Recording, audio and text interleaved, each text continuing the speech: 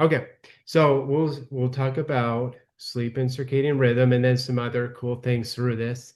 So this is a really basic but fundamental talk. So sleep matters for a lot of different reasons. That's one of the things we can't go without. There's so many things that happen when we sleep.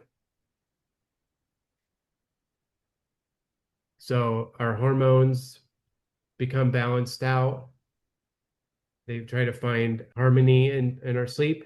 It's a place for us to detox. There's a lot that happens through the liver and the large intestines and the lungs at night. We digest food and process toxins and extra things as we rest and metabolize. There's a lot that happens with our neurotransmitters and stages of our consciousness. So like the neurotransmitters help regulate our mood, and then our memory gets stored or pushed out depending on what is important to us at that time and how much stress we're in. And then, of course, it boosts our immune health. It is a huge help in how our immune system is able to adapt and heal. So that's why the quote is so important of if you're not sleeping, your body isn't healing. It's not working how it should. And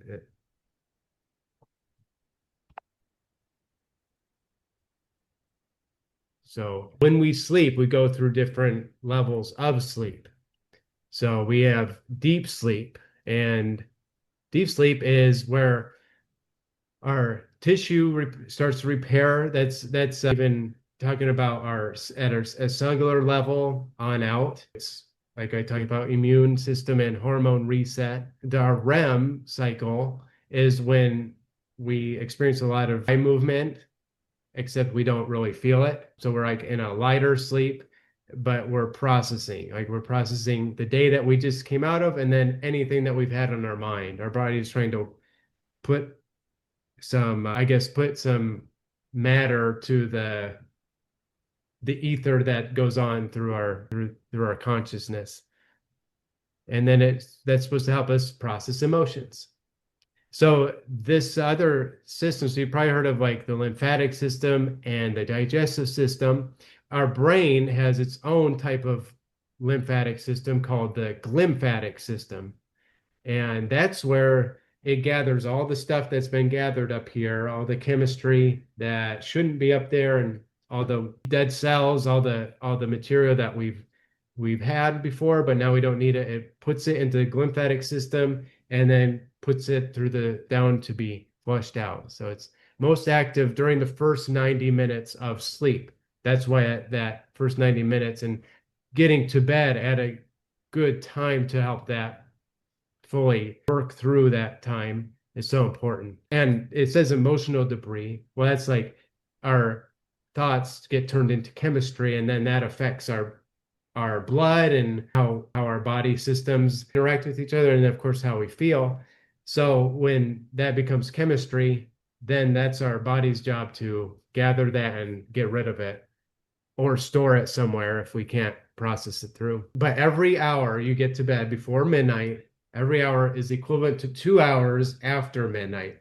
So that's why like 10 o'clock is really 9 to 10 o'clock are good times to get to bed, because then if you like say you went to bed at 10, so you have 10, 11, 12, so that's like 6 hours of sleep that your body has had to process through a lot of what we've talked about, deep sleep, REM, lymphatic system stuff, before it's even 1 o'clock, before it's past the late night hour. So then anything after that's a big bonus, and that your body can continue to go through some cycles and really process through stuff. So I thought that was an interesting fact. Let's try to get my notes here.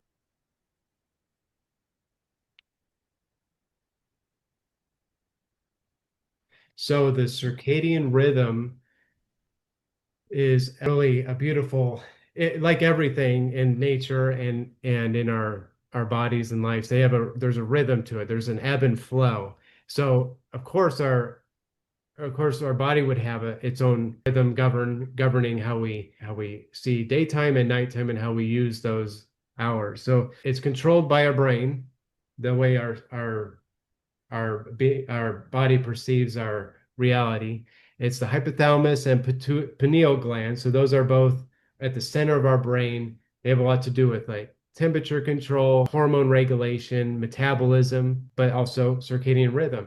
So I like to see, we say like the pineal gland is what melatonin comes from, but a lot of the melatonin in the body actually comes from your mitochondria, about 95% of it.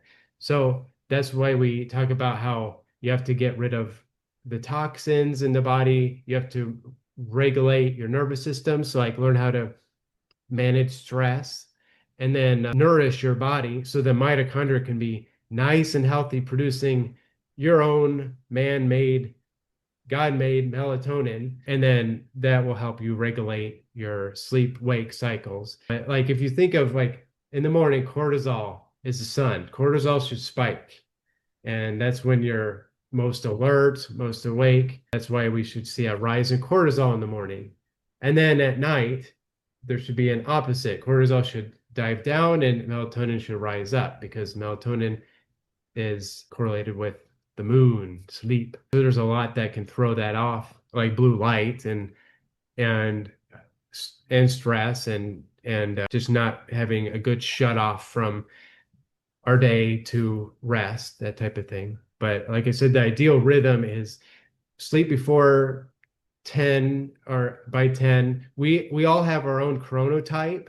So that's like how our biology is made to rest well and then rise and be ready to go. That's why some people can wake up at 5 o'clock and be ready to go for the day when others need to wake up more around 8 or 9 o'clock in the morning, just how their biology has been set. And there's some talk about how you can like reset, change that, but it would take some work. But so like the bare minimum of sleep would be like 7 hours. That's where you're cutting it. You don't want to get less than that, and you don't want to get seven consistently. Ideally, you're getting 8 to 9, maybe even 10 hours. It depends on the season of life too, but that's going to be really nourishing and feed the rest of your day, the day ahead. So this is a cool clock, the Chinese meridian clock. It does kind of go with the circadian rhythm idea, but this walks us through how our body has different times through the day for different organs to turn on and do their job and then rest. And like you'll see, like a common time for somebody to wake up at night is a lot of times it's 1 to 3 a.m. time. And if you notice that what organ that's tied to is the liver. So this clock says like during that time you're in deep sleep, you're detoxing, your blood's detoxing, your rest, and that's where you get deep rest and you start to recover. But like if you're waking up at that time, it definitely could be a blood sugar issue. And then another thing is that your liver is the garbage dump in the body. So that could be a time that maybe you're working through parasites or mold and you don't know it, but your liver knows it. So it's going to be waking you up, and maybe you have to go potty at that time because that's what your body's processing. And it could be like like stuck emotions. And liver is associated with anger. That's the first thing that comes to my mind when I think of liver is anger. But you can go through this clock and I would look it up and have a picture on my phone, because you could say like in the middle of the day you're feeling off. Maybe you feel like you need a nap in the afternoon and like in the small intestine time.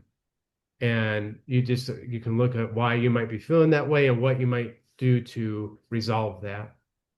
So just know, like, if you're waking up at night, go to this, check it out, see what time maybe you consistently wake up, and maybe this can help you hone in more on of the issue. We can also share and go through a talk about what emotions get stored in each organ, and that can unlock a whole other just healing path for you too.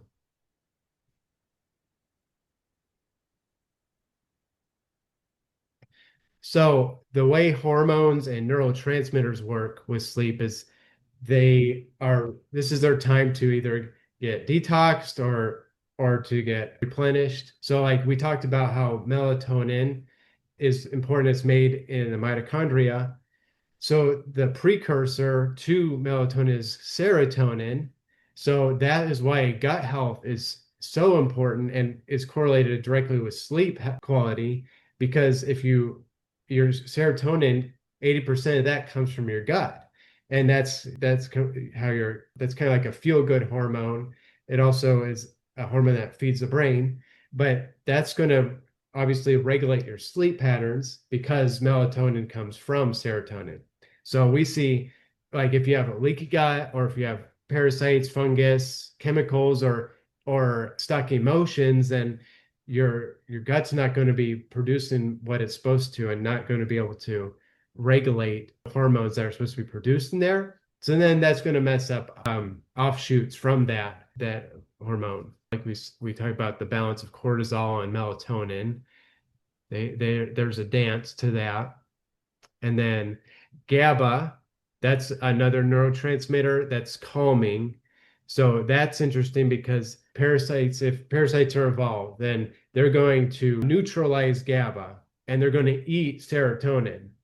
So that's depleting you of some two very important neurotransmitters that are meant for sleep and rest, calm, and peace. But when you have those, then you might be like some symptoms might be like you grind your teeth maybe during the day, but most likely at night. You're waking up alert and you don't like in the middle of the night and you don't know why, but you just feel like you're on edge or you just can't go back to sleep.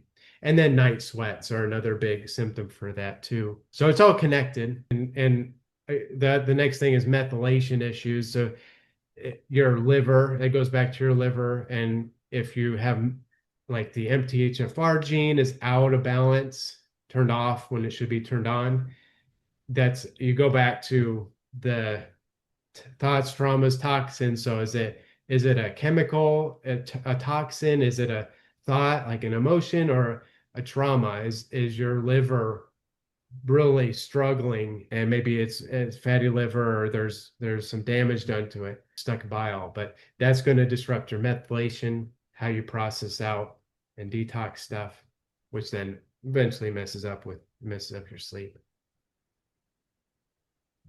I can't, let me see here. I'm going to check in on everybody.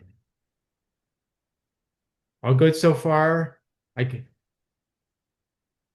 good. Okay.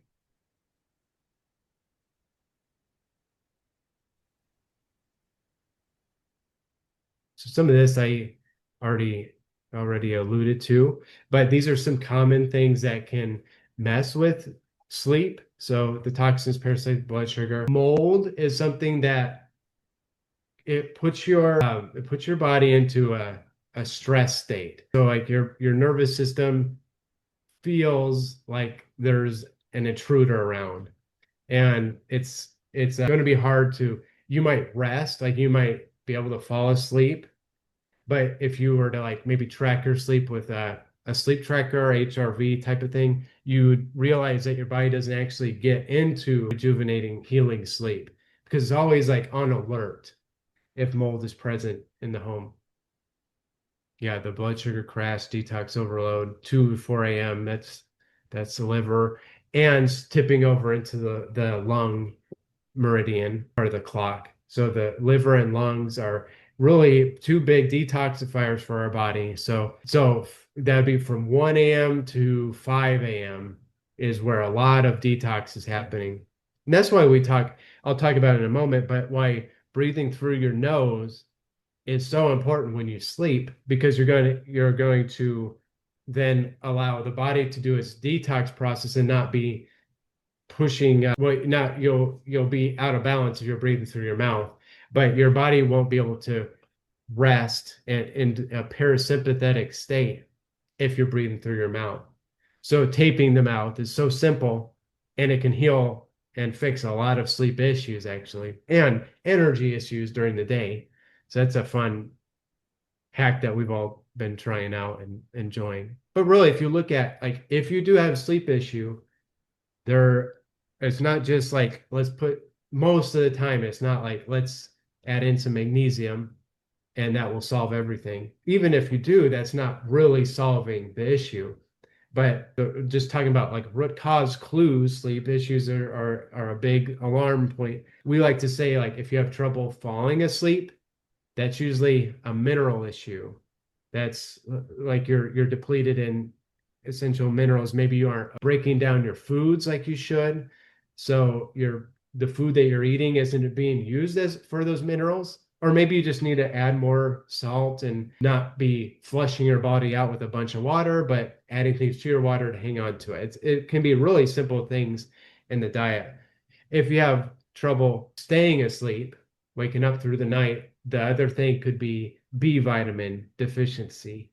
And that usually comes from fungal overgrowth or parasitic infection. B vitamins really help you regulate your blood sugar to help the liver. So that's another approach. But like I said, you want to make sure you're getting the root cause figured out.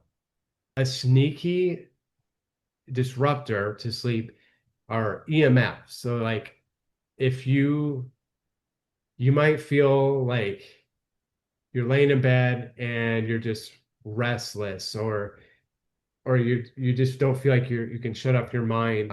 You feel like you're like so turned on, plugged into the world when you should be disconnected and turned off. Well, that would be like checking maybe on your router, the router placement, and maybe even like I have it set up in my home where our router shuts off at 11 and then it turns back on at 6. So we have majority of our sleep time protected away from EMFs in that way. And then also like turn your phone on airplane mode, which not everybody can do, just depending on the relationships you have, the roles that you have. But just some ideas. There are like tools like grounding mats and EMF bags and different things like that. But that would just be an idea. And then the other thing, obviously, alcohol, caffeine, alcohol for sure, just you could forget a good deep sleep with if you consume alcohol. But then caffeine, you can maybe make it to 2 p.m., but that's pushing it. So like 2 p.m. and before should be your caffeine time. I would say before noon, really. But that's going to most likely disrupt some sleep quality. And the other thing is blue light. So a few hours before bed, it's nice to start like shifting the light color. Maybe your screen can have like I know there's ways to do it in I used to remember I would do it on my phone, but you'd have to just look up how to make your screen on your phone blue light blocking. But you can also get the glasses, and those are kind of cool to help your circadian rhythm. Okay. Emotion. So some ways to create that place of peace and prepare your body for a deep rejuvenating rest are, well, one is to create a nighttime routine. So your body craves routine. Nighttime routine, morning routine are just so critical to having life that you're happy with and life that's purpose driven. So that's why I say create peace before bed so that you can create peace during sleep. So gratitude journaling, like writing down 3 wins, 3 things you were grateful for from today. And then the next step would be the visualization, where you visualize, you project 3 wins, 3 things you'll be grateful for in tomorrow. Prayer is beautiful, all sorts of prayer for that. Forgiveness, prayer is big because you don't want to end the day on a bad note with anybody. So that would be a big thing to just resolve in prayer and move on, and maybe you have to do more work with that, but with whoever that's with, but at least clearing your conscience of that will help with rest. And then like we talked about last week, breath work. You can work in whatever breath work resonates with you, but like the 4-7-8 or 4-4-4-4, the box breathing, those are really good for calming your nerves.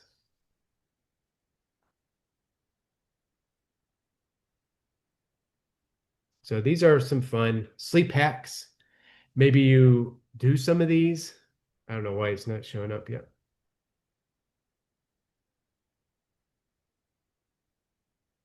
Okay. So red light, that's a really nice thing to help regulate your circadian rhythm in the morning and before bed. Morning sunlight, you can't beat the sun. Like the sun is the best tool around. So if you by any chance can get outside and have some time in the sunrise light, that's going to do wonders for your mood and for your mitochondria, all sorts of things, circadian rhythm. The interesting thing about caffeine is it's fine for most people, for some people, I should say, but you do best by delaying it 90 minutes after you awake. And so that way it won't mess with your cortisol. And you can first start with getting your nourishing drink, like smoothie, or I would prefer just like you you get a nice water, maybe put some apple cider vinegar in that and some salt or your minerals, and just really replenish your body that way. There's some good magnesium potassium mixes, like magnesium. Oh, I forget how it is. One calms your sympathetic, one raises your sympathetic. I think it's magnesium calms, potassium raises. Stop eating 3 hours before bed. That really helps you in intermittent fasting too. If you start like at 7 after dinner, then you got a big jump start for your intermittent fast. Cool dark room is best. No screens, hour before sleep. Mouth tape, that is awesome. I would absolutely encourage you to try it. You like Walgreens or Amazon, there's a 3M, it's like a circle roll, blue tape, medical tape. It's really effective. You just put it right here and it helps you train, it helps train you nose breathe. So here's a cool checklist. So like what are your behaviors before bed and upon rising? The no nap idea is good. I think like if you do have that need in the afternoon to take a nap, keep it to like 10 to 20 minutes max. And that could still be helpful. That could be like your caffeine if you can take a nap in your day. Ideally, you don't have to take a nap. You're just cruising like 100% all through the day. But yeah, anything over 30 minutes, that's when you start to get negative effects. But I know I've read of a lot of brilliant people that use naps to their advantage. And then in other countries, that's just what they do. That's the siesta. That's the it's kind of like you're slowing the pace down in life, just like a Sabbath would do, just to have those rhythms in their day to day. So environment, shift the environment. You want to make your sleep place perfect. Like you want to make it a sanctuary for rest and well, really rest and sleep and sex are what that should be a sanctuary for. And your body will thank you. But the blackout curtains would be great add-on improvement to that. A red light panel or even red lights in your light bulbs, which would be really sweet to really change the environment in the room. Make sure it's cool in there, quiet. White noise is not ideal because that does mess with your brain waves. So like if you need a fan, that can be okay. But yeah, ideally you don't need to rely on a source of sound because that does speak to a nervous system in overwhelm if you can't handle it quiet. And then no electronics. Like if at all possible, get the phones out of the room. We put ours in airplane mode and a charging station in the kitchen. We just keep them away from us. And then just get like an old school alarm clock and just cover it with a cloth so there's no light at all. Yeah, we already talked about the diet part of this. Okay, this is cool. Sleep efficiency. So this is a calculation you can do. Track the time when you go to bed. Now this is best or it's easiest to do with a tracker, but you can maybe do this just by keeping a mental note because obviously you won't know exactly how long you were latent just laying in bed versus when you were sleeping. But I guess you could kind of keep track of like when you went and laid in bed. And then when you actually are trying to go to sleep, so maybe you lay in bed and read a little bit or that, but then you are marking the time where you're trying to go to sleep, and then just mark the time when you wake up. And that's the goal. Like if you do that calculation, you want 85% or more. But the thing is, like if you're laying in bed and you're just restless and your mind's just on a roll and stuff, you don't want to lie there and just torture yourself. Like get up, put things on a piece of paper, do some breath work, like try to regulate your nerves because your body's obviously not ready for sleep yet. And that's where over time with a good rhythm, with good routines, that's going to help a lot. But the more you lie in bed awake and that the more you are creating a space of like unrest and chaos. And yeah, you aren't going to like that repeated over and over. So that's, you're saying to change it up a little bit. I'm gonna go back one here for some other tips. We did the caffeine, smart naps. The 3-2-1 rule is cool because it's simple. So 3 is 3 hours before bed. Ideally, you stop eating, and then 2 hours before bed, quit working, and then 1 hour before bed, step away from the screens. You're going on a digital detox for a few hours as you sleep. Oh, and then weighted blanket. We love our weighted blankets. It just like it feels like a hug around you, and part of that is why or how it calms our nervous system. So we would recommend that if you feel like you struggle with sleep. That is, let me try to get this to show up here. I have one more. I don't know why it's not showing up.